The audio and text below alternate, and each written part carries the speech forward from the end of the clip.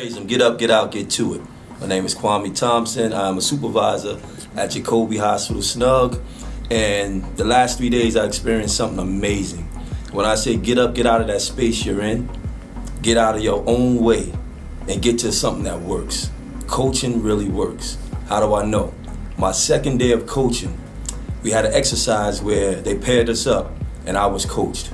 And I said, you know what? I got a situation in my life that I want some help in. So I kept it all the way 100. Me and my fiance was going through some turbulence. We couldn't see eye to eye on communicating. When I was being coached, the coach used the tools that we just got in the second day, and it was so effective. I got some homework, went home and utilized what I was taught in this training. And on the second day of training, my relationship turned around for the better. So I know it works. So I'm Teresa, and I'm from the Rochester SNUG here in Rochester. And what I've learned from the coactive model is a lot of different things in terms of active listening, that there's 3 levels of listening. I've also learned about boundaries and being more open. One of the things that I really took away from this is that it's essential to have boundaries and not overstep your boundaries when you're dealing with any kind of relationship.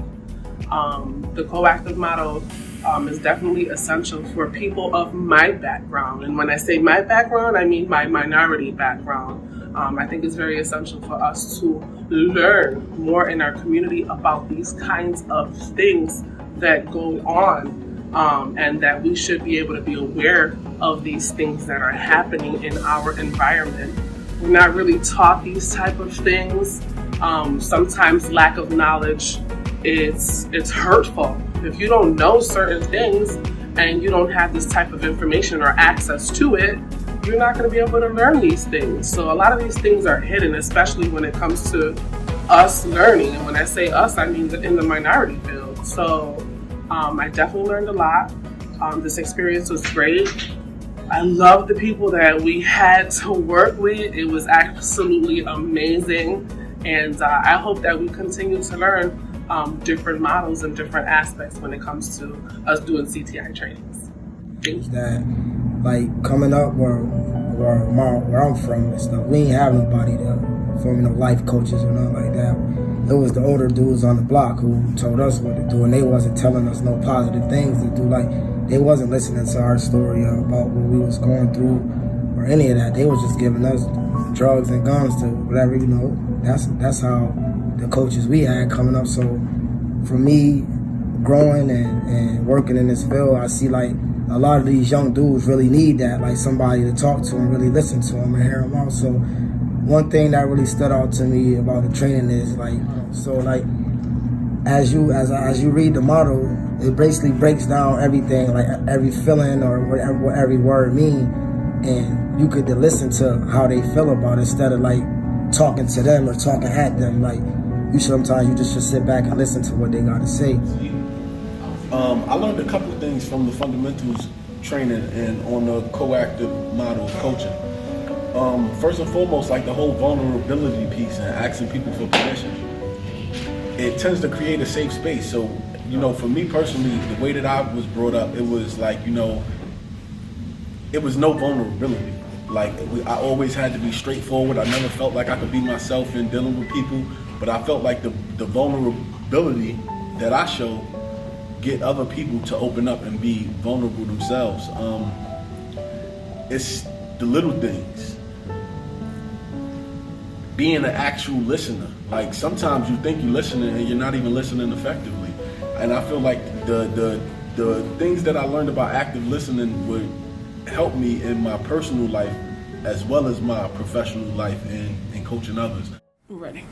Hi everybody, my name is Karja Dawkins Hamilton. I'm the program director for Jacoby Medical Center, Jacoby SNUG.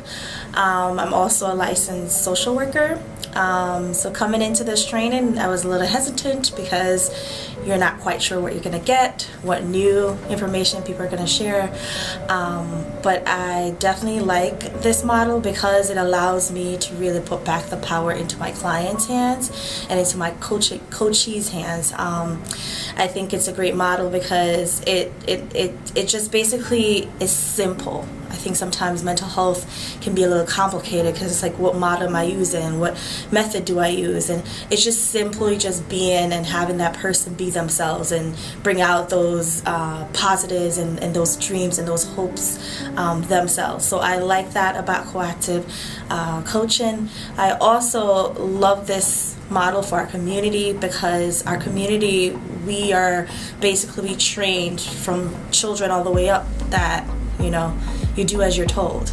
Like, so reaching inside for your dreams is not something that you're told to do. And I shared earlier that had my mother tried to use this kind of way of raising me as opposed to like telling me what to do, really trying to see what was inside of me, there's no telling what I could have become. So I think one great thing about this is that our community definitely hate mental health. We don't want to be told we need to go to therapy, but to get a coach, to get someone who is on your side, working with you side by side, you guys are doing it together, but you're the one coming up with these ideas and you're digging deep to see where the weaknesses are and where some of the strengths is and what your real hopes and dreams are.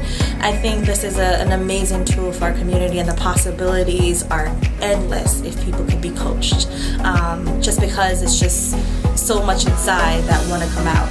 And if we could give that just a little bit of a chance to come out, the world will change.